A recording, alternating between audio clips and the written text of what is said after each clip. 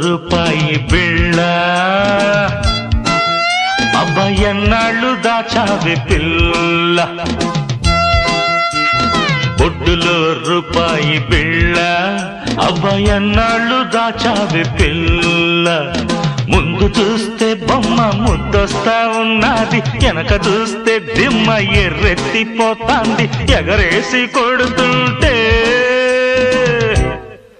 ఆహా ఎంత మోతొస్తాదు చూడాలనే ఉంది పిల్ల